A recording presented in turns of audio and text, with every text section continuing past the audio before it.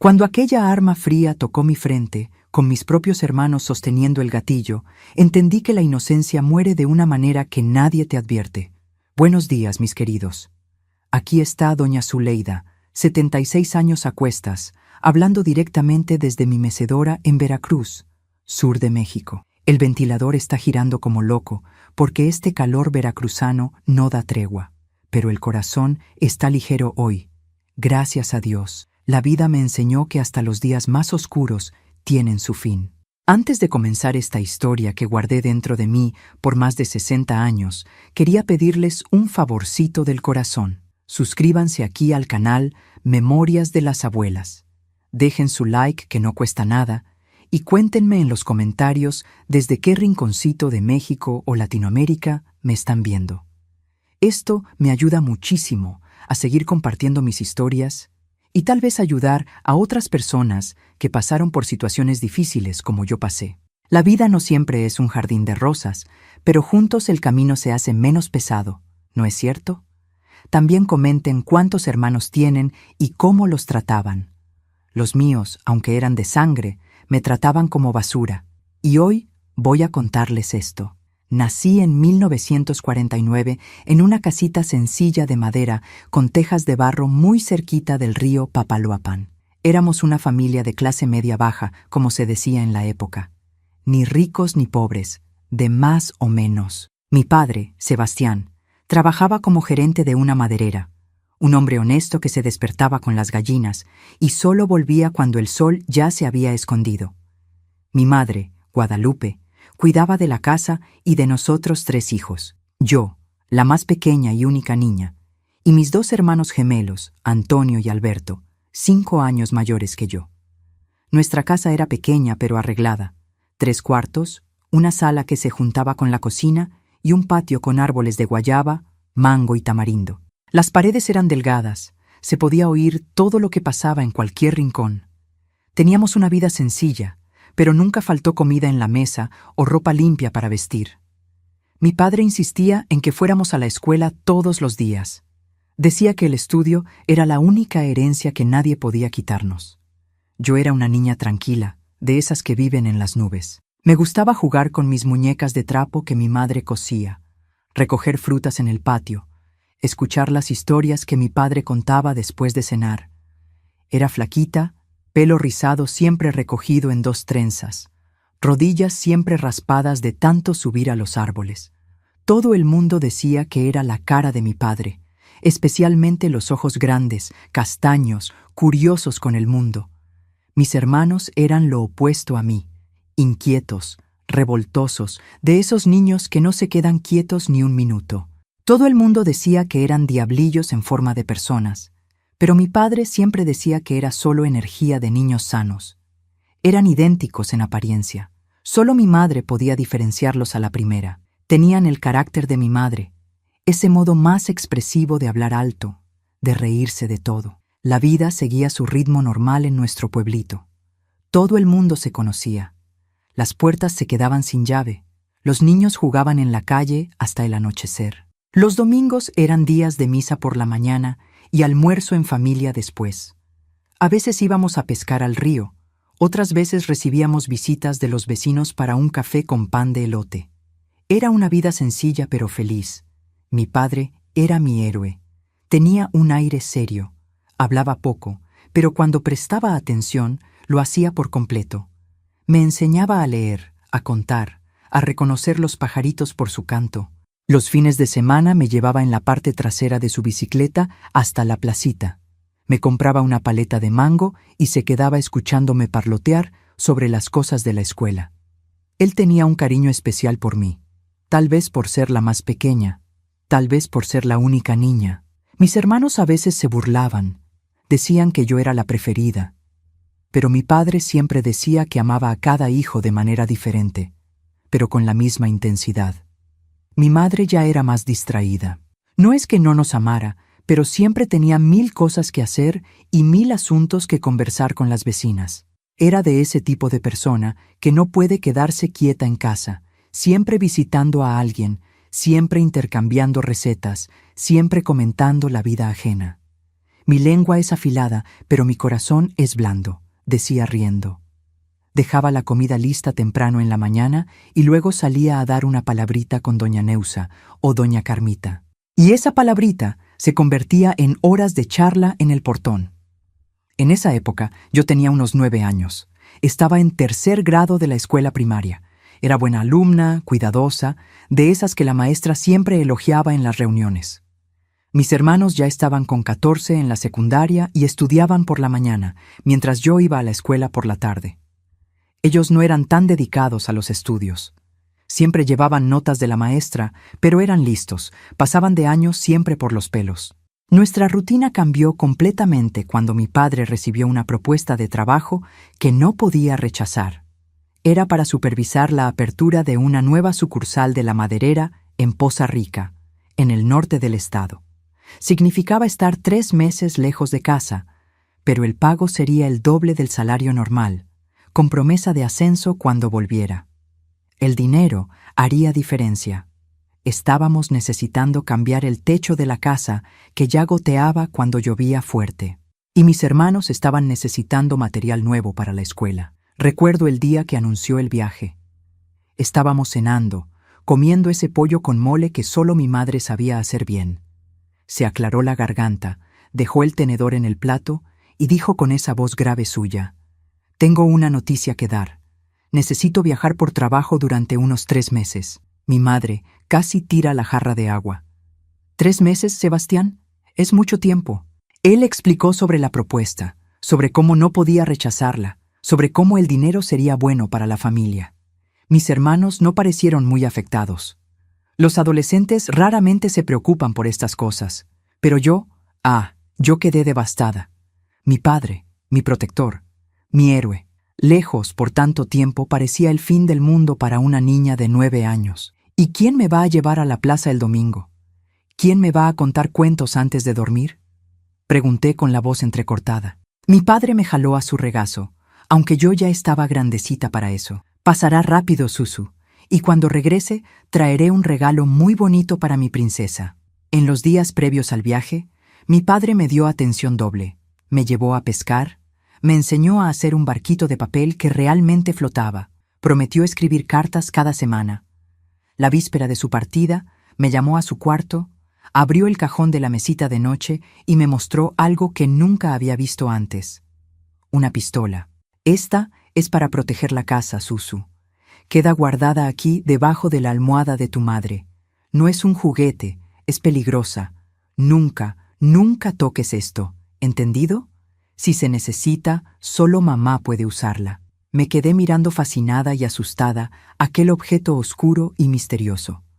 Asentí con la cabeza, seria. Mi padre no era hombre de tener armas. Siempre decía que quien busca problemas los encuentra, quien anda armado, más aún. Pero en aquella época el interior no era tan seguro, y con él fuera de casa por tanto tiempo, pensó que era mejor dejar alguna protección. En la mañana de su partida, mi padre abrazó a cada uno de nosotros, dio recomendaciones a mis hermanos para que ayudaran en casa, les pidió que se comportaran. Le dijo a mi madre que cuidara las cuentas, que no dejara faltar nada. Cuando llegó mi turno, se arrodilló para quedar a mi altura. Tomó mis manos pequeñas entre sus manos grandes y callosas. «Susu, tú eres la luz de la casa. Aunque papá esté lejos, quiero que sigas brillando, estudiando, siendo esa niña maravillosa que eres. ¿Lo prometes?». Lo prometí tragándome el llanto. Me abrazó fuerte, me dio un beso en la frente y subió al autobús que lo llevaría primero hasta Ciudad de México, después a Poza Rica. Me quedé saludando hasta que el autobús se volvió solo un puntito en el camino de tierra. En los primeros días sin mi padre, la casa parecía vacía, demasiado silenciosa. Mi madre intentaba mantener todo funcionando como antes, pero se notaba que estaba sobrecargada. No estaba acostumbrada a lidiar sola con las cuentas, con las decisiones, con 3 hijos. Pronto su rutina de visitar a las vecinas volvió con fuerza. Creo que era su manera de aliviar la soledad y el peso de la responsabilidad. Fue entonces cuando las cosas empezaron a cambiar. Con mi madre siempre en casa de las vecinas y mi padre lejos, mis hermanos comenzaron a volverse más atrevidos. Al principio eran solo pequeñas transgresiones. Faltar a clase para ir a pescar, fumar a escondidas en el patio, llegar más tarde a casa. Mi madre les reñía cuando lo descubría, pero no tenía la misma autoridad que mi padre. Y además, raramente lo descubría. Estaba demasiado ocupada con sus propias distracciones. Comencé a notar también un cambio en la manera en que mis hermanos me trataban. Antes era solo la burla normal entre hermanos. Jalarme el pelo, esconder mis juguetes, asustarme con sapos y lagartijas. Pero ahora había algo diferente, una forma de mirar, de hablarme, que me hacía sentir incómoda sin que supiera explicar por qué. La situación financiera también empezó a apretarse. El dinero que mi padre dejó se estaba acabando, y su pago solo vendría a fin de mes. Mi madre comenzó a economizar en las compras, en el gas, en la luz. Mis hermanos se quejaban de que faltaba esto o aquello, que sus compañeros tenían cosas que ellos no tenían. Yo era pequeña, no entendía muy bien estas dificultades, pero sentía la tensión creciendo en casa. Las cartas de mi padre llegaban como había prometido, cada semana. Estaban escritas con esa letra bonita suya, contando sobre el trabajo, sobre la ciudad nueva, siempre con un mensajito especial para mí al final. Yo las guardaba todas debajo de mi almohada. Las releía antes de dormir, intentando imaginar su voz leyendo aquellas palabras. Yo no sabía, en mi inocencia de 9 años, que aquella partida de mi padre marcaba el fin de mi infancia tranquila. No sabía que los próximos meses cambiarían para siempre el rumbo de mi vida. Dejarían marcas tan profundas que ni el tiempo sería capaz de borrar completamente. No sabía que su ausencia abriría espacio para un horror que ninguna niña debería conocer. Como mi padre siempre decía, la vida tiene esas cosas, Susu. A veces estamos nadando en aguas tranquilas y de repente viene una corriente que no esperábamos. La corriente estaba llegando y yo, pequeña e ingenua, no estaba lista para lo que vendría después. Con mi padre lejos, nuestra casa cambió como cambia el tiempo del verano al invierno. De repente y por completo. El primer cambio que noté fue en el comportamiento de mis hermanos. Antonio y Alberto, que antes solo me molestaban con bromas tontas, comenzaron a mirarme de una manera diferente, una manera que me daba escalofríos sin que yo entendiera por qué. Recuerdo bien la primera vez que sentí que algo estaba realmente mal. Era una tarde de sábado, de esas bien calurosas de enero. Mi madre había ido a casa de doña Neusa a ayudar a hacer dulces para la kermés de la iglesia. Dejó la comida lista, una olla de frijoles, arroz y unos huevos fritos, y me dijo que no saliera de casa. Mis hermanos se quedaron a cargo de mí. Yo estaba en el patio jugando debajo del árbol de mango con mis muñecas de trapo cuando aparecieron los dos. Tenían esa sonrisita extraña que hoy, mirando hacia atrás, reconozco como la primera señal de peligro. «¿Y bien, Susu, quieres jugar con nosotros?», preguntó Antonio sentándose a mi lado. Me puse toda animada. Mis hermanos nunca me invitaban a jugar. Siempre decían que yo era demasiado pequeña, demasiado molesta, demasiado niña. Respondí que sí inmediatamente, guardando mis muñecas. «Vamos a jugar al doctor», dijo Alberto intercambiando una mirada con su hermano. «Tú serás la paciente». Me pareció divertida la idea. En mi inocencia, imaginé que sería como los juegos que hacía con mis amigas de la escuela. Fingir que tenía fiebre, tomar medicina de mentira, recibir una inyección de mentiritas en el brazo. Me llevaron a su cuarto, cerraron la puerta.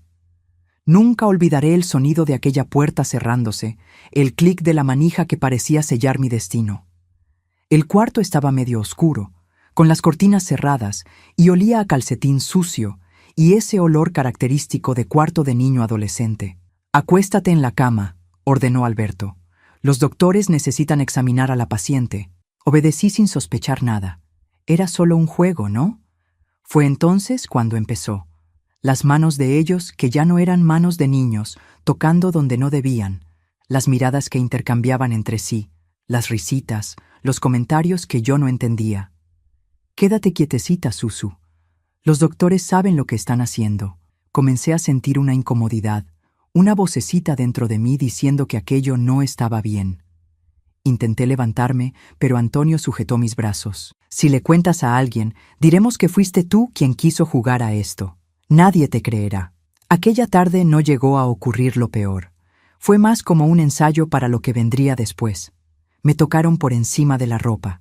Dijeron cosas que me dejaron confusa y avergonzada, pero pararon cuando oyeron el portón golpeando. Mi madre volviendo antes de lo que esperaban. Salí de su cuarto temblando, con una sensación extraña de que había hecho algo malo, aunque sin entender exactamente qué. Durante la cena no conseguí mirarlos. Mi madre preguntó si me sentía mal. Dijo que estaba muy callada. Negué con la cabeza. Empujé la comida en el plato. ¿Cómo explicar algo que ni yo misma entendía? Aquella noche, acostada en mi cama, pensé en escribir a mi padre, contarle lo que había pasado, pedirle que volviera. Pero las palabras de Antonio resonaban en mi cabeza. Nadie te va a creer. Y además, ¿qué palabras usaría? No sabía nombrar lo que había ocurrido. Solo sabía que me sentía sucia, confusa, traicionada. Los días siguientes fueron una pesadilla en cámara lenta. Mis hermanos comenzaron a crear situaciones para quedarse solos conmigo. Inventaban recados falsos de mi madre diciendo que iba a tardar. Decían que necesitaba bañarme y se ofrecían a ayudarme, algo que nunca habían hecho antes. Creaban juegos nuevos, todos con reglas extrañas que siempre terminaban con ellos tocándome o haciéndome tocarlos a ellos. Yo intentaba evitar quedarme cerca de ellos lo máximo posible, ir a casa de mis amigas después de la escuela, pero no siempre conseguía escapar. Y cada vez que ocurría, ellos se volvían más atrevidos, iban más lejos, como si probaran hasta dónde podían llegar sin ser descubiertos. Y mi madre, ella no se daba cuenta de nada. Estaba demasiado ocupada con sus propias preocupaciones. El dinero que se acababa antes de fin de mes, las cuentas que llegaban, los chismes del barrio que la distraían de los problemas de casa. Cuando yo intentaba quedarme pegada a ella, se quejaba. «Niña, ve a jugar, deja a tu madre respirar un poco». No entendía que yo estaba intentando protegerme. Las cartas de mi padre seguían llegando, una por semana. Las esperaba como quien espera la salvación. En mis respuestas escribía sobre la escuela, sobre el clima, sobre las frutas del patio que estaban maduras, nunca sobre lo que realmente importaba. ¿Cómo poner en el papel algo que apenas comprendía? ¿Cómo manchar el papel con palabras que me hacían sentir vergüenza solo de pensar en ellas? Una tarde, volviendo de la escuela, encontré a Antonio solo en casa. Dijo que Alberto había ido a jugar fútbol, que mamá estaba en casa de doña Carmita ayudando con un pastel de cumpleaños. Intenté volver a la calle. Dije que iba a jugar a casa de Lucha, mi amiga que vivía 3 casas después de la nuestra. Él sujetó mi brazo con fuerza. «Ni lo pienses, Susu. Hoy vas a hacer lo que yo te ordene». Intenté soltarme, pero él era mucho más fuerte. Me arrastró a su cuarto y me tiró en la cama. Comencé a llorar, a suplicarle que me dejara ir. «No llores, hermanita, te va a gustar, ya verás».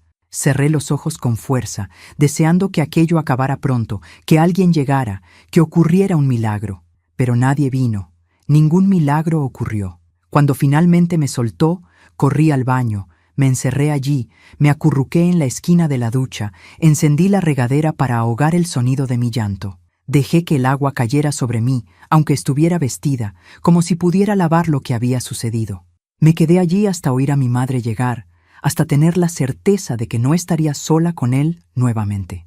Durante la cena, él actuaba como si nada hubiera pasado. Reía, contaba historias de la escuela, comía con apetito. Yo apenas conseguía tragar, sentía el estómago revuelto. Cuando mi madre preguntó por qué tenía el pelo mojado, fue él quien respondió. «Estaba jugando con la manguera en el patio. ¿No es así, Susu?». Asentí en silencio, incapaz de contradecirlo, incapaz de encontrar mi voz. Las semanas pasaban arrastrándose. Lo que comenzó con uno de ellos pronto incluyó a los 2 nuevamente. Crearon un sistema, un juego enfermizo donde se turnaban, donde competían para ver quién conseguía ir más lejos, quién conseguía hacerme llorar más, quién inventaba el juego más perverso. Comencé a cambiar. Ya no era aquella niña alegre y parlanchina que vivía en las nubes. Me volví callada, asustada, siempre mirando por encima del hombro.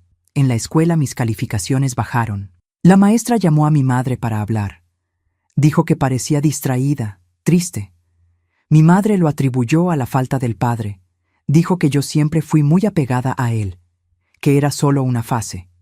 Una fase, como si el infierno que yo vivía pudiera resumirse en una simple fase. Por las noches soñaba con el regreso de mi padre.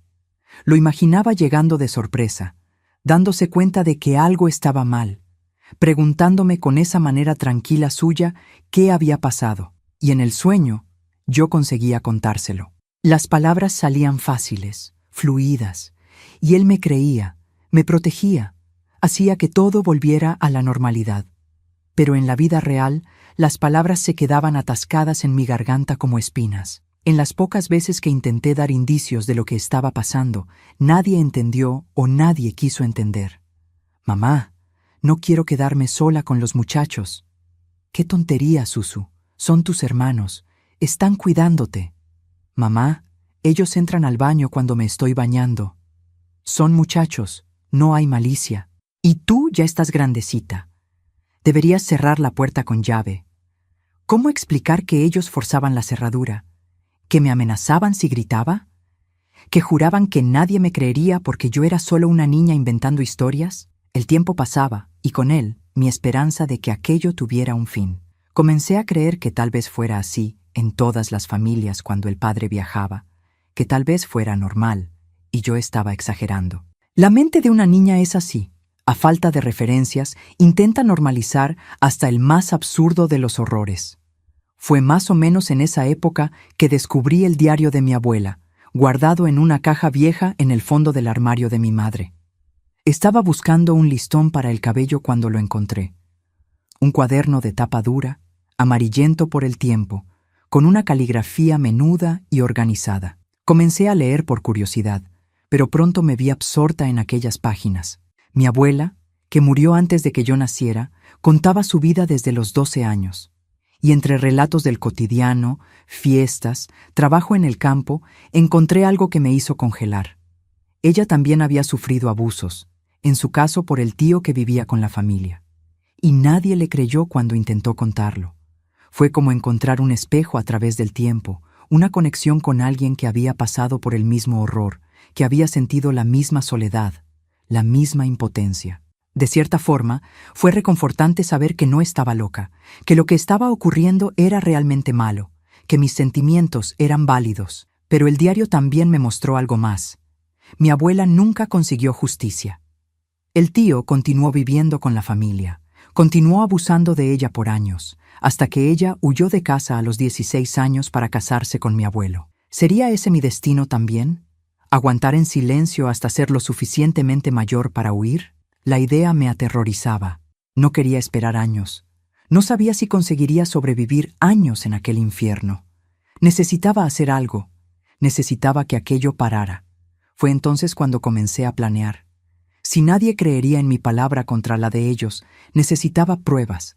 Necesitaba atraparlos infraganti o conseguir que confesaran de una manera que no pudieran negar después. Yo tenía solo 9 años, pero la necesidad agudiza el ingenio, como decía mi abuela en su diario.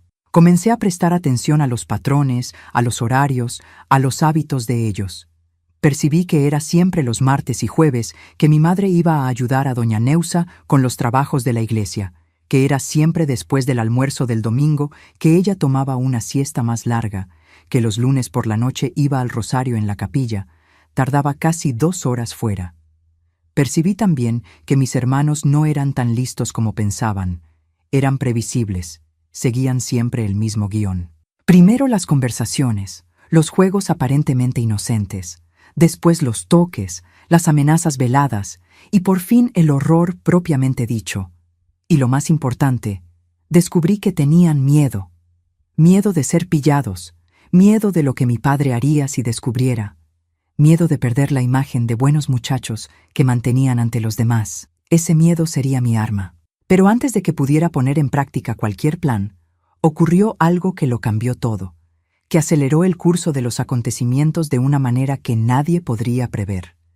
Y todo por causa de una tarea olvidada en la mesa de la cocina, un pedazo de papel que confundí con basura y que sería la mecha para el día más terrible de mi vida. Era un jueves cuando todo se derrumbó definitivamente. Lo recuerdo porque había hecho examen de matemáticas en la escuela y estaba orgullosa de haber acertado toda la tabla de multiplicar. Llegué a casa animada, queriendo contárselo a alguien, pero no había nadie.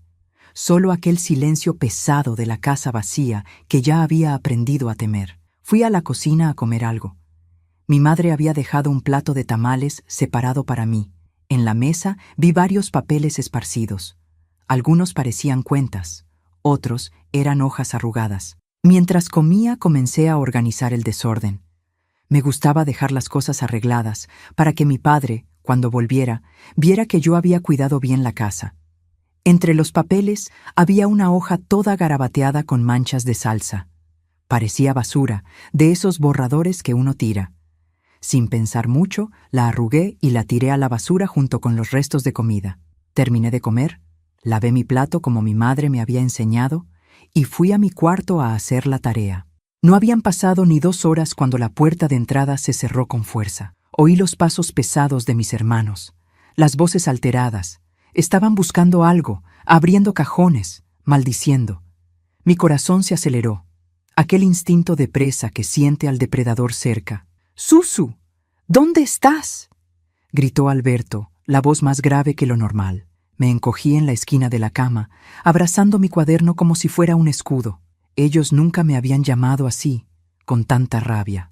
¿Qué había hecho? La puerta de mi cuarto se abrió de golpe. Los dos estaban allí, el rostro rojo, los ojos brillando de una manera que me heló hasta el alma. «¿Dónde está nuestro trabajo de ciencias?», preguntó Antonio avanzando hacia mí. Estaba en la mesa de la cocina. Fue entonces cuando entendí.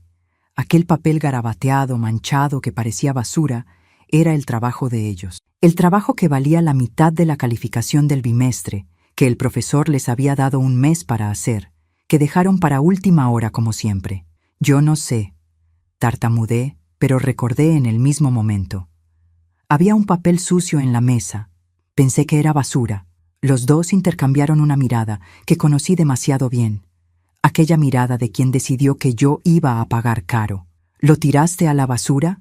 Alberto agarró mi brazo con tanta fuerza que dejó las marcas de los dedos. «¿La basura que mamá ya llevó al patio y quemó antes de salir?», asentí temblando. Ellos habían pasado el mes entero dándole largas. Dejaron para hacer el trabajo en la última noche y ahora no tenían nada para entregar. Y en su cabeza, la culpa era mía. «Vas a pagar por esto, mocosa», gruñó Antonio jalando mi cabello hacia atrás con fuerza. Me arrastraron a su cuarto. Intenté gritar, debatirme, pero eran 2 contra 1, adolescentes contra una niña. En el cuarto, cerraron la puerta con llave. Alberto sujetó mis brazos mientras Antonio rasgaba mi ropa. Yo lloraba, suplicaba, decía que no lo había hecho a propósito, que podíamos buscar en la basura del patio, revolver las cenizas.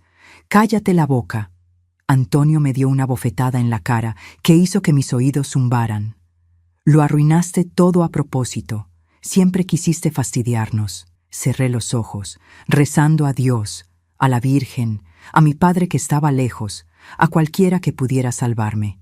Pero nadie vino. Lo que ocurrió en aquel cuarto aquella tarde fue más allá de todo lo que habían hecho antes. No fue solo el abuso al que ya estaba terriblemente acostumbrada.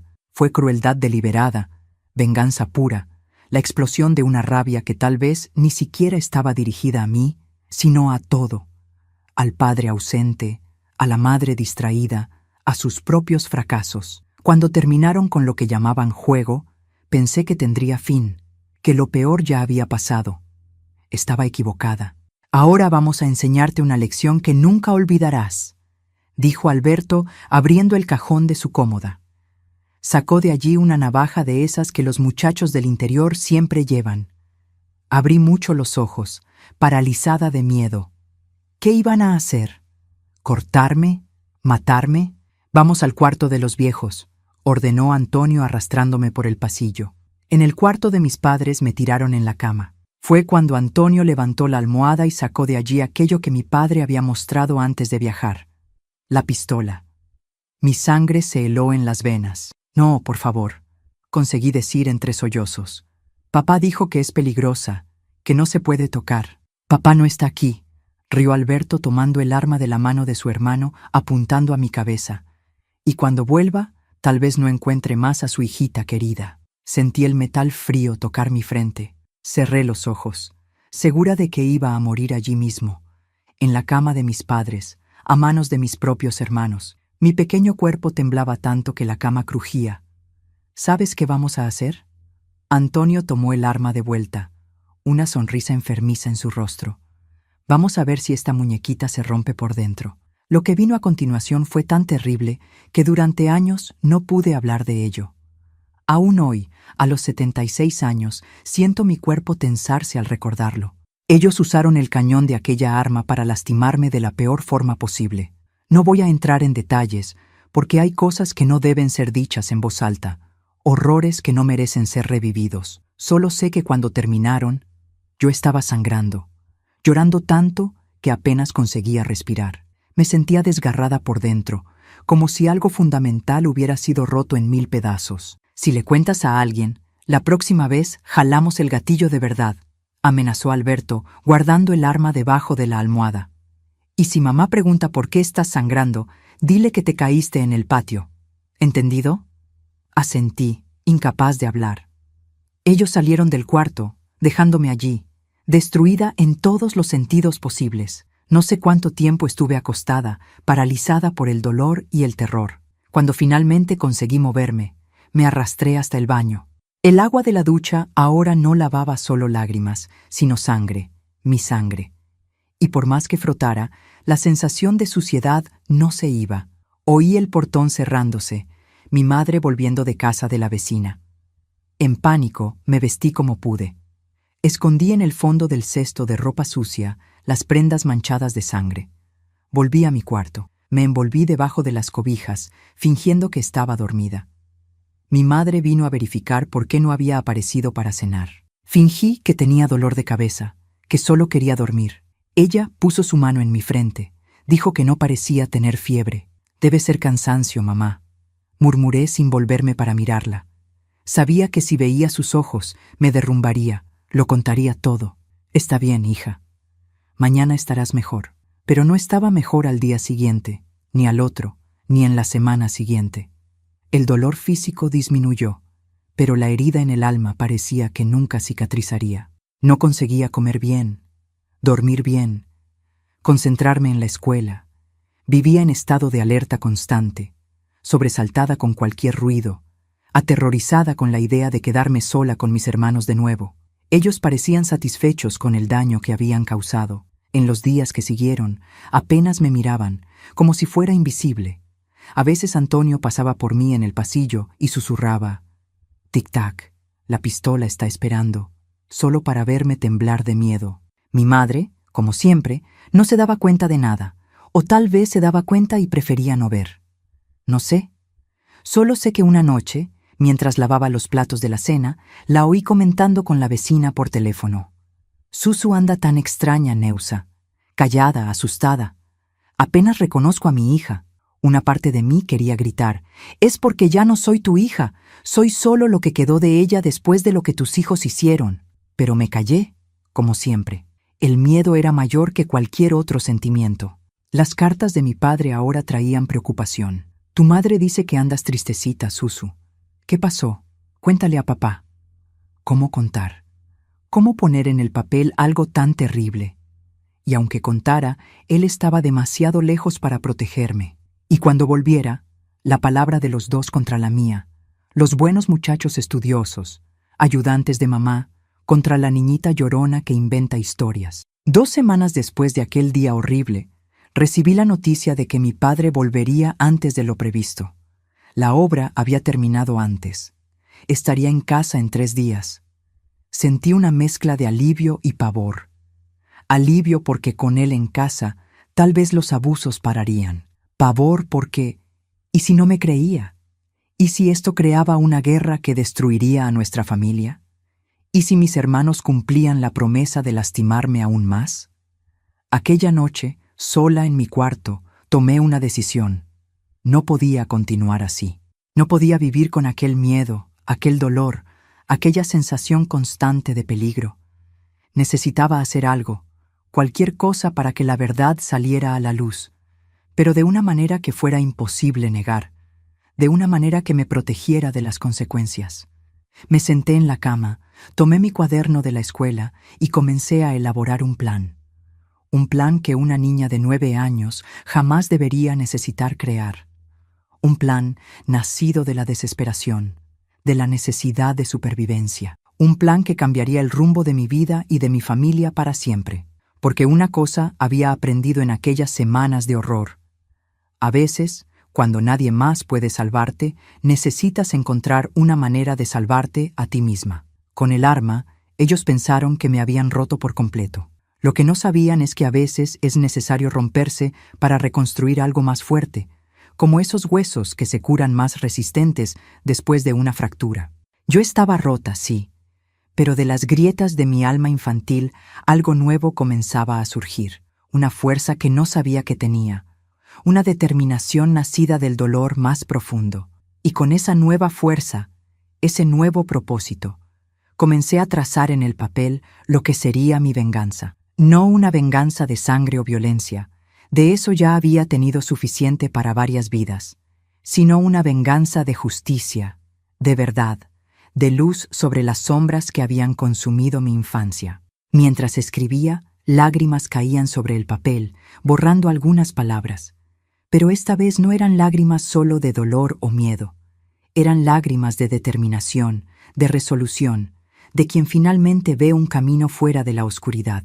Pasé la noche entera elaborando mi plan, escribiendo y tachando ideas en mi cuaderno a la luz de la lámpara vieja. El sueño no venía. ¿Cómo podría, con el peso de todo lo que había ocurrido, con el miedo de lo que aún podría ocurrir? El reloj de la cocina marcaba las 3 de la madrugada cuando finalmente llegué a una estrategia que parecía tener posibilidades de funcionar. Sabía que necesitaba pruebas. No bastaba mi palabra contra la de ellos. Nadie creería a una niña de 9 años acusando a los buenos muchachos de la familia.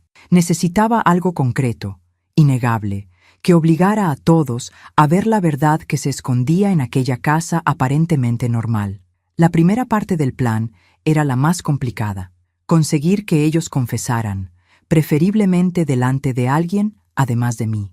La idea me vino cuando recordé la grabadora que mi padre había traído de un viaje a Ciudad de México 2 años antes. Era un aparato nuevo, moderno para la época, que grababa en casetes. Mi padre lo usaba para grabar canciones de la radio para mi madre, que adoraba a José José.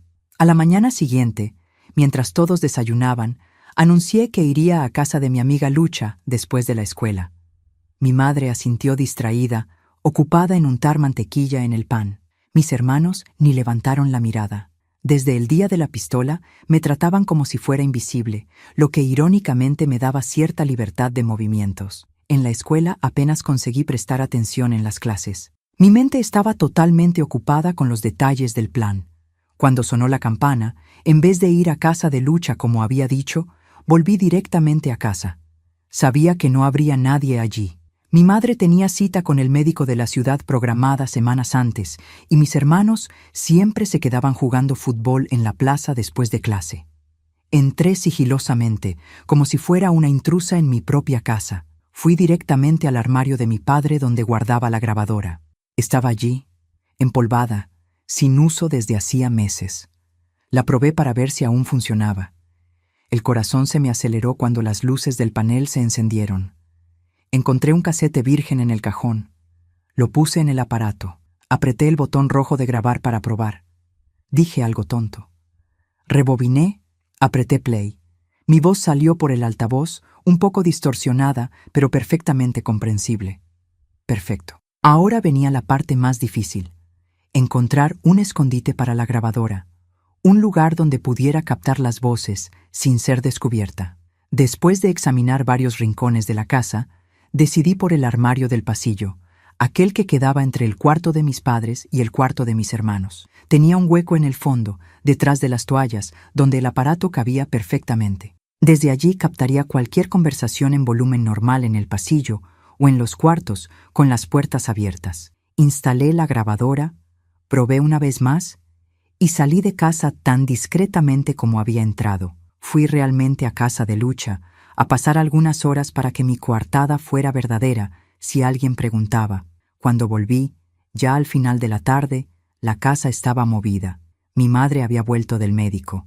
Mis hermanos estaban en la sala viendo televisión. Actué normalmente, o lo más normal que conseguía, con el corazón latiendo como un tambor en el pecho. Nadie notó nada diferente. Nadie sospechó del pequeño aparato escondido en el armario, silenciosamente grabando cada sonido de la casa. El plan tenía 3 fases. La primera era conseguir la confesión grabada. La segunda era garantizar que mi madre escuchara esa grabación, pero de una manera en que yo no fuera inmediatamente identificada como la responsable. Temía la represalia de mis hermanos si descubrían. La tercera fase dependería de la reacción de ella a la grabación. Durante 2 días dejé la grabadora funcionando, cambiando los casetes cuando todos salían de casa. Grabó muchas cosas inútiles: conversaciones banales, el ruido de la televisión, mi madre canturreando mientras lavaba los platos, pero nada de lo que yo realmente necesitaba. Hasta que en la tarde del tercer día ocurrió.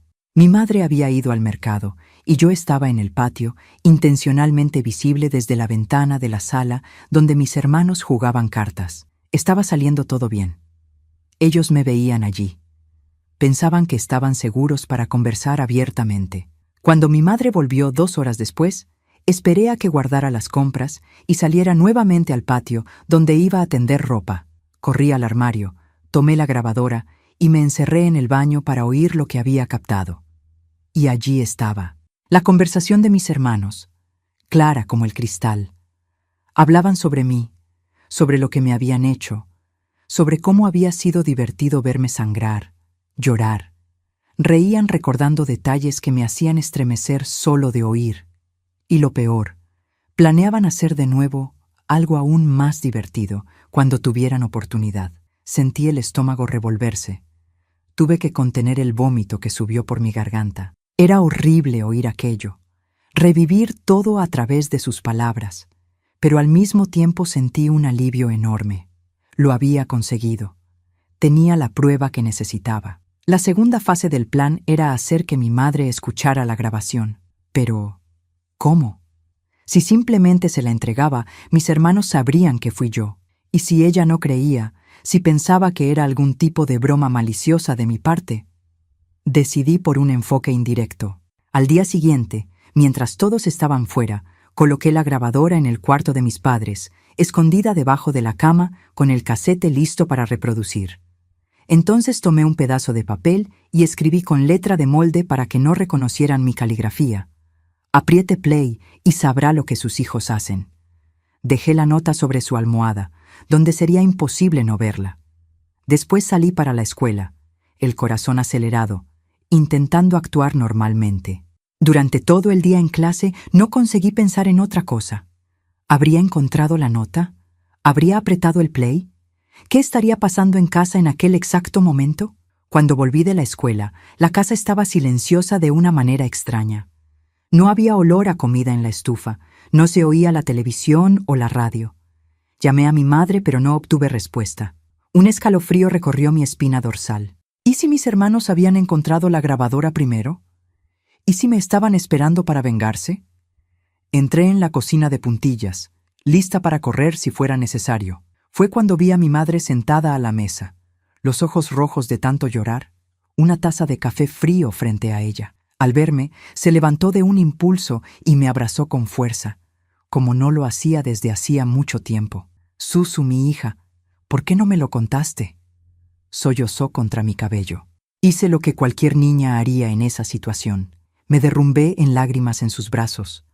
Todo el terror, todo el dolor, toda la soledad de los últimos meses desbordaron en sollozos desesperados. No podía hablar, solo llorar, aferrada a mi madre como si mi vida dependiera de ello. Cuando finalmente me calmé lo suficiente para hablar, conté todo desde el principio. Desde los primeros juegos hasta el día terrible de la pistola. Hablé sin parar, las palabras brotando como de una presa que finalmente se rompe después de mucha presión.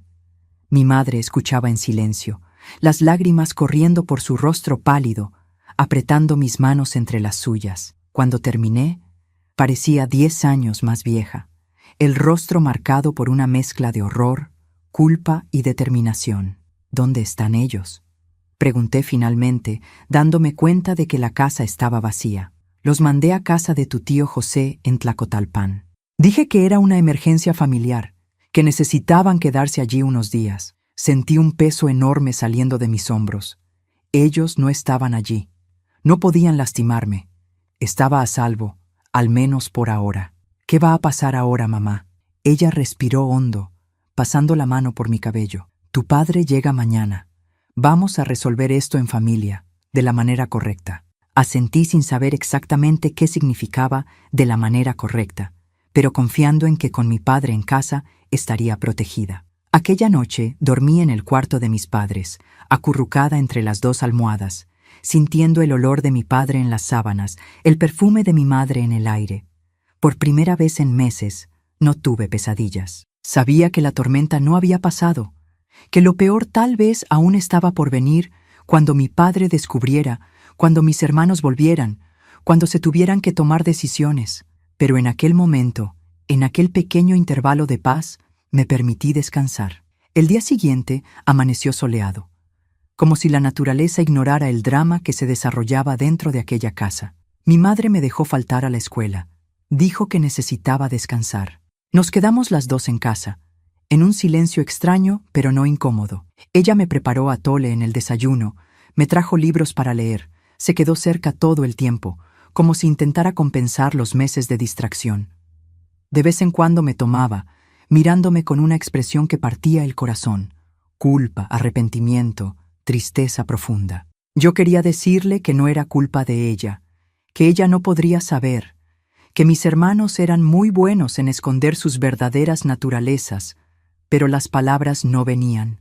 Parte de mí, la parte herida y abandonada, quería que ella sintiera un poco del dolor que yo había sentido, no por venganza, sino para que entendiera, para que nunca más dejara que ocurriera. Mi padre llegó al final de la tarde, más delgado que cuando partió, la piel quemada por el sol, los ojos cansados del viaje.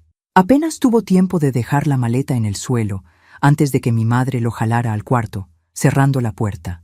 Me quedé en la sala, hojeando un libro sin realmente leer, los oídos atentos a los sonidos que venían del cuarto. Al principio eran solo murmullos imposibles de entender. Después la voz de mi padre fue subiendo, más tensa. Oí algo romperse, tal vez un vidrio, quizá el portarretratos de la mesa de noche. Después silencio, largo y pesado. Cuando la puerta finalmente se abrió, mi padre salió con el rostro transformado. Nunca había visto aquella expresión en él, una mezcla de furia contenida y dolor profundo. Al verme, su mirada se suavizó un poco. Vino hasta mí, se arrodilló para quedar a mi altura, sujetó mis hombros con sus manos grandes y callosas. «Susu», dijo con la voz quebrada, «mi hija, perdóname por no estar aquí, por no protegerte». Lo abracé con toda la fuerza que tenía, sintiendo su olor familiar de sudor y jabón barato, el corazón latiendo fuerte contra mi mejilla. No necesité decir nada. Él sabía, lo sabía todo. «Vamos a resolver esto», prometió, apartándose para mirarme a los ojos. «Te juro por lo más sagrado, hija, nadie más va a lastimarte mientras yo viva». Aquella noche mi padre salió de casa solo, después de la cena. No dijo a dónde iba, pero vi que se ponía la pistola en el cinturón, escondida bajo la camisa. Mi madre no intentó impedirlo, solo se quedó en la ventana observándolo desaparecer en la oscuridad. Me quedé despierta esperándolo volver, el miedo mezclándose con la esperanza. ¿Y si hacía algo terrible? ¿Y si acababa preso? Yo perdería al único protector que tenía. Él volvió muy tarde, oliendo a tequila, los ojos rojos. No de bebida, percibí, sino de llanto. Mi padre, aquel hombre fuerte que nunca mostraba debilidad, había llorado. Fue directo al baño. Oí la ducha encendida durante mucho tiempo. Al día siguiente me despertó temprano. Pidió que preparara una maleta pequeña con alguna ropa y mis pertenencias más importantes. «Vamos a hacer un viaje, Susu, solo tú y yo». Preparé la maleta sin cuestionar, confiando en él ciegamente. Cuando salimos a la calle, vi una camioneta estacionada frente a casa. No era nuestra, debía ser prestada o alquilada. Me despedí de mi madre en la puerta. Ella me abrazó durante mucho tiempo, llorando bajito. Sentí que algo importante estaba ocurriendo, algo que lo cambiaría todo, pero no comprendía exactamente qué. Te amo, hija. Nunca lo dudes. Y perdóname, por favor, perdóname. Entré en la camioneta con mi padre, saludando por la ventana mientras nos alejábamos. No pregunté a dónde íbamos, ni por cuánto tiempo. De alguna forma sabía que era mejor así. Sabía que cualquier lugar sería mejor que aquella casa donde había perdido mi inocencia, donde las paredes guardaban secretos tan horribles. Viajamos todo el día, parando solo para comer e ir al baño.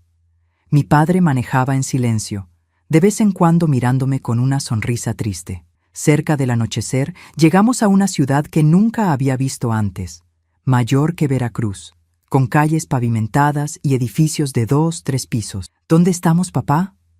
Córdoba, hija. Vamos a quedarnos aquí por un tiempo, hasta que las cosas se arreglen. Paramos frente a una casa pequeña pero bonita, con un jardín en el frente. Una señora de cabello gris nos esperaba en el portón. Mi tía Dulce, hermana de mi padre, que yo conocía solo de nombre y de fotos. Van a quedarse conmigo el tiempo que sea necesario, dijo abrazándome como si ya me conociera de toda la vida. Nos instalamos en el cuarto de huéspedes, yo en la cama, mi padre en un colchón en el suelo. Estaba exhausta del viaje, de las emociones, de todo. Me dormí casi inmediatamente, arrullada por la sensación de seguridad que hacía tanto no sentía. En los días siguientes, mi padre explicó lo que estaba pasando. Mis hermanos habían sido enviados a un internado en Ciudad de México, administrado por sacerdotes. Se quedarían allí al menos hasta cumplir 18 años. Mi madre estaba gestionando la venta de nuestra casa en Veracruz. Ninguno de nosotros volvería allí. ¿Y mamá?, pregunté. ¿Ella va a venir a vivir aquí también? Mi padre dudó, eligiendo las palabras con cuidado. Tu madre y yo necesitamos un tiempo separados, Susu. Lo que te pasó, ella se culpa mucho. Yo también me culpo.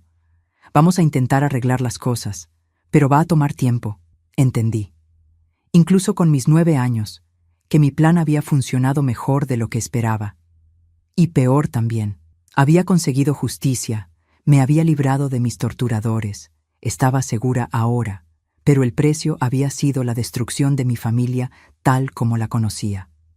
En los meses que siguieron, comencé una nueva vida en Córdoba, nueva escuela, nuevos amigos, nueva casa. Mi padre consiguió trabajo en una carpintería local. Ganaba mucho menos que en la maderera, pero era suficiente para mantenernos. Mi tía Dulce, que nunca tuvo hijos, me trataba como la nieta que nunca tuvo. Poco a poco fui sanando. Las heridas físicas desaparecieron, las emocionales comenzaron a cicatrizar. Aún tenía pesadillas, aún me asustaba con ruidos repentinos, aún tenía dificultad para confiar en las personas, pero estaba viva. Estaba segura, estaba reconstruyendo mi vida. Un día a la vez. Mi madre nos visitaba una vez al mes, siempre trayendo regalos, siempre llorando cuando llegaba la hora de irse. Percibí que ella también estaba intentando curarse, intentando aprender a ser una madre mejor, más presente, más atenta. Nuestra relación nunca volvió a ser la misma. ¿Cómo podría? Pero encontramos un nuevo equilibrio basado no solo en el amor, sino también en el respeto mutuo que nace de quienes sobrevivieron juntos a una tormenta devastadora. En cuanto a mis hermanos, nunca más los vi. Supe años después que Alberto murió joven en un accidente automovilístico, borracho, volviendo de una fiesta. Antonio se mudó a Ciudad de México después de salir del internado. Perdimos contacto completamente. No sentí nada cuando supe de la muerte de Alberto, ni tristeza ni satisfacción. Solo un vacío, una ausencia de emoción que tal vez sea la marca más duradera que ellos dejaron en mí. Mi plan había dado resultado. Había conseguido exponer la verdad. Me había liberado del horror, pero nunca imaginé, aquella noche en que tracé mis estrategias a la luz de la lámpara, cuánto costaría aquella victoria, cuánto perderíamos todos en el proceso. Aún así, no me arrepiento, porque sobreviví. Y sobrevivir a veces es la mayor victoria que podemos alcanzar. Nuestra vida en Córdoba fue como plantar una semilla en tierra nueva. Comenzó pequeña, frágil, pero con tiempo y cuidado, echó raíces fuertes y floreció. Mi padre y yo vivimos con tía Dulce casi 2 años, tiempo suficiente para que las heridas más profundas comenzaran a cicatrizar, para que yo volviera a sonreír de verdad, a jugar sin miedo, a dormir sin despertar gritando en medio de la noche. Mi padre dedicó cada minuto libre que tenía para ayudarme a reconstruir mi confianza. Los fines de semana me llevaba a pescar al río Papaloapan, ahora con otro significado. No más el río de mi infancia perdida, sino un lugar nuevo, de aguas que llevaban lejos los dolores del pasado. En las noches en que las pesadillas volvían, se sentaba al lado de mi cama, sujetaba mi mano hasta que me dormía nuevamente, contando historias de cuando él era niño, de cómo el cielo estrellado del interior era su mapa para navegar por la vida. «Mira hacia arriba, Susu», decía cuando íbamos al patio en las noches claras. «¿Ves esas estrellas? Cada una de ellas ya ha visto tanto, tanto sufrimiento, tanta alegría. Y ellas continúan allí, brillando. Así es como tú vas a ser. Vas a seguir brillando, no importa lo que hayas pasado». Cuando cumplí 11 años, mi padre anunció que habíamos ahorrado lo suficiente para tener nuestra propia casa. No era gran cosa. 2 cuartos pequeños, sala y cocina juntas. Un patio pequeño donde pronto plantó albahaca y hierbabuena para perfumar la vida, como decía. Pero era nuestra, un lugar sin malos recuerdos, sin fantasmas en las esquinas, sin pesadillas escondidas en las paredes. Fue en esa época también que mi madre se mudó más cerca. No volvió a vivir con nosotros. Las heridas entre ella y mi padre eran demasiado profundas. La confianza, demasiado rota para ser completamente restaurada, pero alquiló una casita a unas cuadras de la nuestra. Comenzó a trabajar como costurera para mantenerse. Poco a poco establecimos una nueva rutina. Ella venía a almorzar con nosotros los domingos. Yo pasaba algunas tardes en su casa después de la escuela. La relación entre ella y yo nunca más fue la misma. ¿Cómo podría serlo? Entre nosotras siempre estaba aquella sombra, aquella pregunta no formulada. ¿Por qué no viste?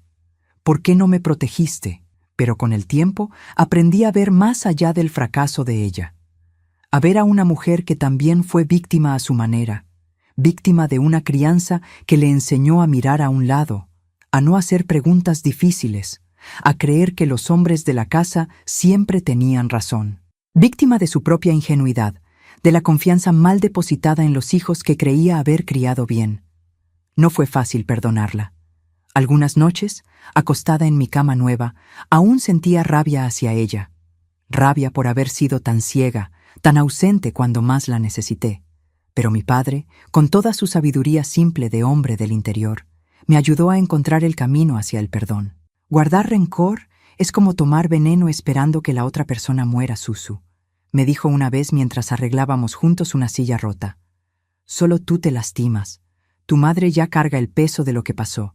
Ella nunca se perdonará completamente. No necesitas cargar ese peso también. Y así, poco a poco, dejé que la rabia se fuera. No de golpe, no completamente, pero lo suficiente para reconstruir una relación que, si no era perfecta, al menos era honesta. Mi madre nunca volvió a ser aquella persona distraída, siempre corriendo para chismear con las vecinas.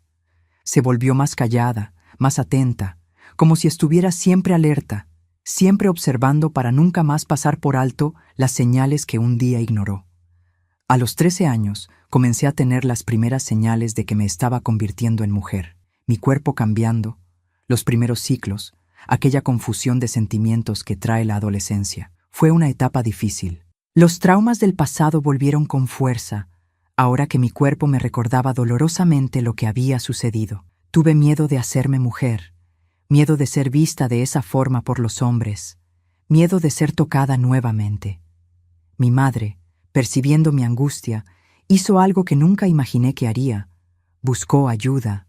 No había psicólogos en Córdoba en aquella época, al menos no accesibles para gente sencilla como nosotros. Pero había una maestra jubilada, doña Cecilia, conocida por su sabiduría y discreción, que a veces aconsejaba a mujeres y niñas en dificultades. Fue mi madre quien me llevó hasta ella, una tarde de sábado, las 2 de la mano por primera vez en años. Doña Cecilia ha ayudado a mucha gente, me explicó en el camino. Incluso a mí, después de lo que te pasó. Tal vez pueda ayudarte a ti también.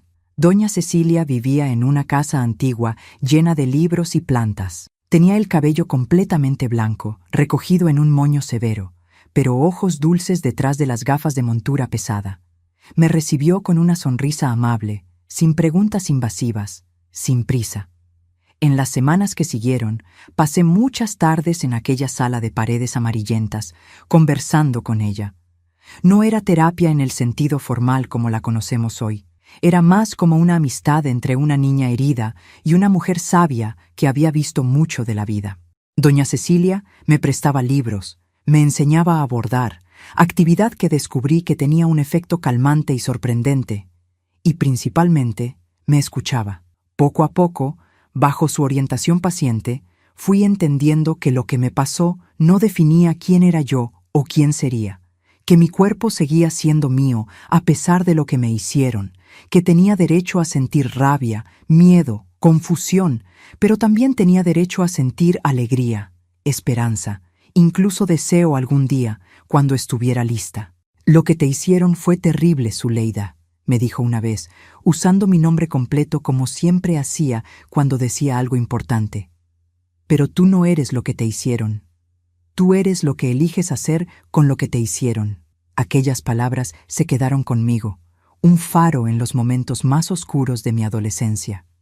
Y fueron muchos momentos oscuros. Tuve dificultades para hacer amistades verdaderas. Siempre desconfiaba de las intenciones de las personas. Siempre esperaba traición. Los chicos me causaban pavor. Huía de cualquier contacto, de cualquier mirada que pareciera tener segundas intenciones. Mi padre, viendo mi lucha, intentaba ayudar a su manera. Nunca forzó temas que me incomodaban, pero tampoco fingió que el problema no existía. Creó un ambiente seguro donde yo podía hablar o quedarme en silencio, donde podía llorar sin explicaciones, donde podía ser simplemente yo misma, con todas mis cicatrices. Fue alrededor de mis 15 años que él conoció a Teresa, una viuda que trabajaba en la panadería cerca de la carpintería. Era una mujer sencilla, honesta, con una sonrisa fácil y manos que siempre olían a levadura. Al principio mi padre ni me contó que estaba saliendo con ella. Creo que tenía miedo de mi reacción, miedo de que me sintiera traicionada o sustituida. Cuando finalmente presentó a Teresa como una amiga especial, me puse a la defensiva. La miré con desconfianza, buscando señales de falsedad, de peligro. Pero solo encontré amabilidad genuina, respeto por mi espacio, una paciencia que nacía del entendimiento. Ella también tenía sus propias historias de dolor, aunque diferentes de las mías. Tu padre me contó un poco sobre lo que pasaste, Susu, me dijo un día cuando estábamos solas, ordenando la cocina después de un almuerzo de domingo. No los detalles, claro, pero lo suficiente para entender que eres una niña muy fuerte, muy valiente, y quiero que sepas que nunca voy a intentar ocupar el lugar de tu madre, ni apresurar nuestra amistad. Estoy aquí si quieres hablar o solo quedarte en silencio conmigo. El tiempo es tuyo.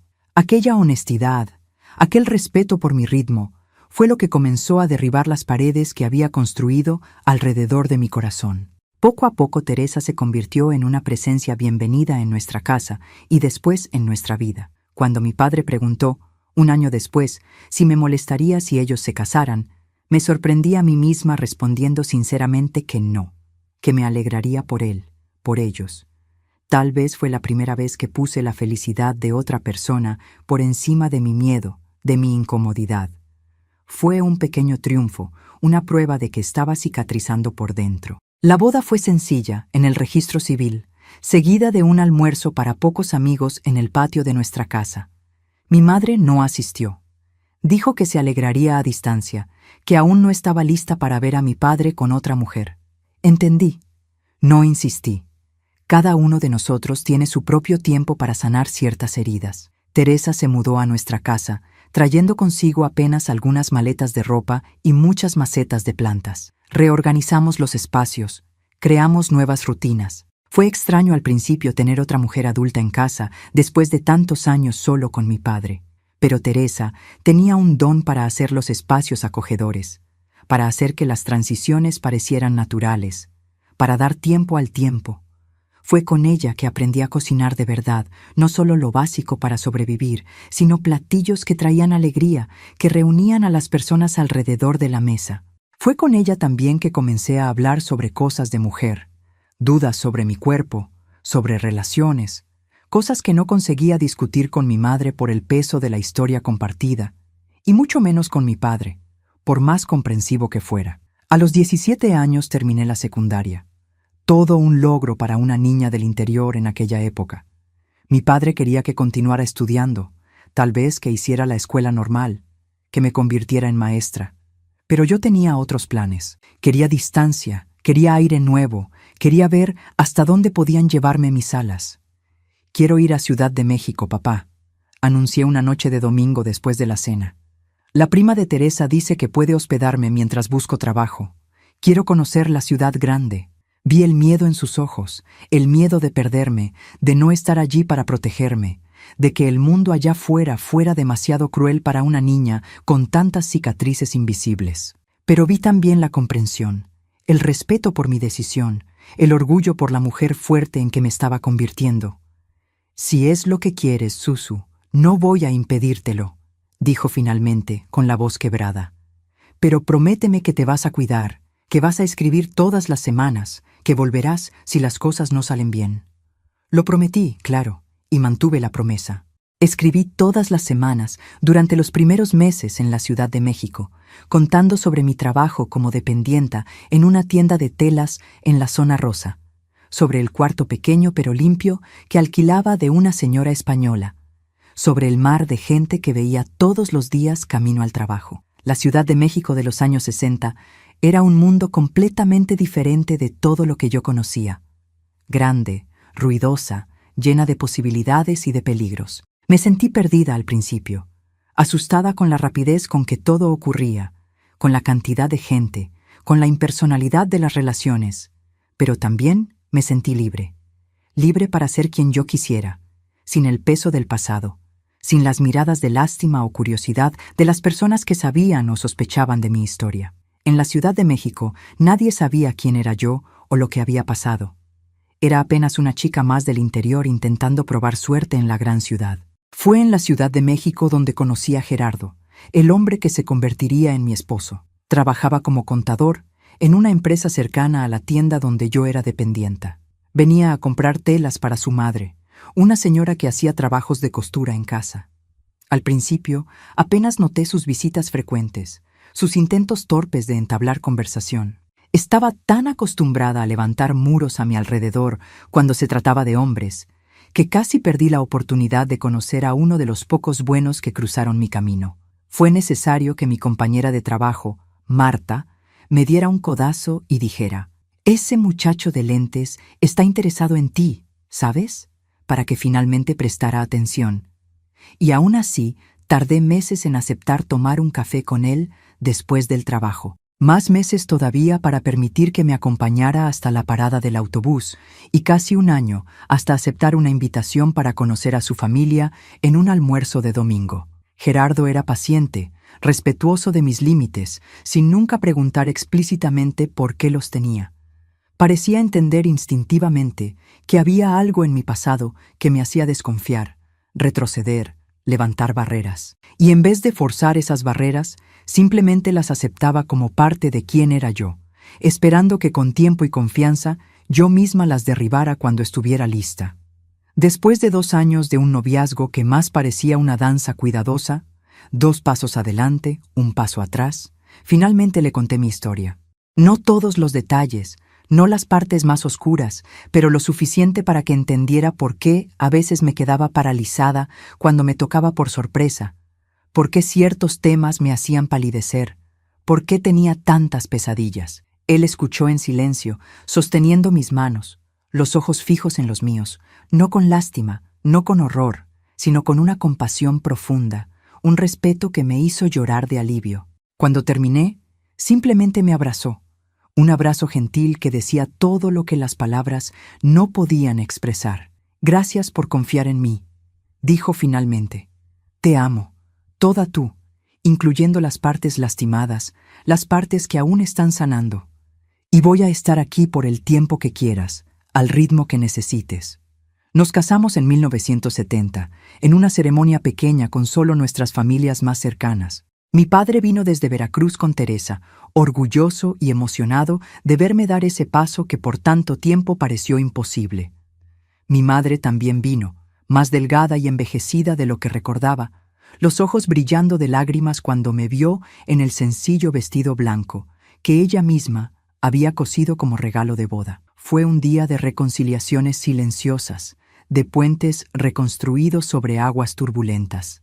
Vi a mi madre y a mi padre conversando civilizadamente por primera vez en años. Vi a Teresa tratando a mi madre con respeto e incluso cariño, sin competencia ni resentimiento. Vi a mi familia rota encontrando un nuevo equilibrio, imperfecto pero funcional. La vida con Gerardo fue un proceso continuo de sanación. Tuvimos nuestros altibajos, claro, momentos en que el pasado volvía como un fantasma, en que los traumas resurgían en las horas más inesperadas, noches en que yo despertaba gritando, días en que no soportaba ser tocada. Pero él nunca se rindió, nunca perdió la paciencia, nunca me hizo sentir rota o defectuosa. Tuvimos 2 hijos, Pablo en 1972 y Mariana en 1975. La maternidad fue otro campo de batalla donde enfrenté mis demonios. Tuve miedo de no saber proteger a mis hijos, de repetir los errores de mi madre, de no percibir señales de peligro. Pero también encontré en ellos una fuerza que no sabía que tenía, una determinación feroz de crear un ambiente seguro, de nunca permitir que pasaran por lo que yo pasé. Fui una madre vigilante, tal vez demasiado. Tardé en aprender a soltar las riendas, a confiar en que el mundo no siempre es un lugar peligroso, que no todos los hombres son depredadores, que no todas las familias esconden secretos terribles. Pero con el apoyo de Gerardo, con la ayuda de terapia que finalmente pude hacer ya adulta, encontré un equilibrio. Aprendí a proteger sin asfixiar, a amar sin proyectar mis miedos, a confiar en el proceso de crecimiento de mis hijos. Mi padre falleció en 1985, de un infarto fulminante mientras trabajaba en la carpintería. Tenía 65 años, aún fuerte, aún lleno de vida. El dolor de su pérdida fue como perder una parte de mí misma. Él, que había sido mi puerto seguro, mi héroe, el hombre que me salvó cuando más lo necesité. En el entierro, mirando su rostro sereno en el ataúd, agradecí silenciosamente por todo lo que me enseñó, por el coraje de hacer lo correcto aun cuando dolía, por la capacidad de volver a empezar, de construir algo nuevo de las cenizas del pasado, por el amor incondicional que nunca falló incluso en las horas más oscuras. Mi madre lo siguió 3 años después, de un cáncer que consumió su cuerpo frágil en cuestión de meses. Nos reconciliamos verdaderamente durante su enfermedad, en las largas tardes que pasé al lado de su cama en el hospital. Hablamos de cosas que nunca habíamos conseguido abordar antes. Lloramos juntas por las oportunidades perdidas, por las heridas que tardaron tanto en cicatrizar. «Eres más fuerte de lo que yo jamás fui, hija», me dijo pocos días antes de partir. «Siempre lo fuiste. Rompiste el ciclo, no repetiste los errores, construiste algo hermoso a partir de tanto horror. Estoy orgullosa de ti. Espero que lo sepas». Supe en aquel momento que finalmente la había perdonado completamente, que finalmente habíamos encontrado paz una con la otra y dentro de nosotras mismas. La vida continuó, como siempre continúa. Vi a mis hijos crecer, graduarse, construir sus propias familias. Conocí a mis nietos, 5 en total, cada uno trayendo una alegría diferente a mi vejez. Me jubilé del trabajo como gerente de la tienda de telas, donde hice carrera a lo largo de los años. Perdí a Gerardo en 2010, después de 40 años de un matrimonio que fue mi mayor prueba de que es posible amar y ser amada incluso después de tanto sufrimiento. Y ahora, a los 76 años, sentada en esta mecedora en Veracruz, sí, volví a mi ciudad natal después de tantos años, para cerrar un ciclo, para hacer las paces con el lugar que vio destruirse mi infancia. Decidí finalmente contar mi historia, no por venganza, no por autocompasión, sino porque sé que en algún lugar, tal vez incluso viendo este video ahora, hay una niña, una mujer, viviendo su propio infierno particular, alguien que se siente sola, que piensa que nadie va a creerle, que cree que no hay salida. Y si mi historia puede dar esperanza a esa persona, si puede mostrar que es posible sobrevivir, reconstruir, encontrar felicidad incluso después del peor de los horrores, entonces habrá valido la pena revivir estos recuerdos dolorosos. Mis queridos, si han llegado hasta aquí en este viaje conmigo, mi corazón rebosa de gratitud. No es fácil escuchar historias como la mía. No es cómodo enfrentar la realidad del abuso, del silencio cómplice, de las vidas marcadas por la violencia.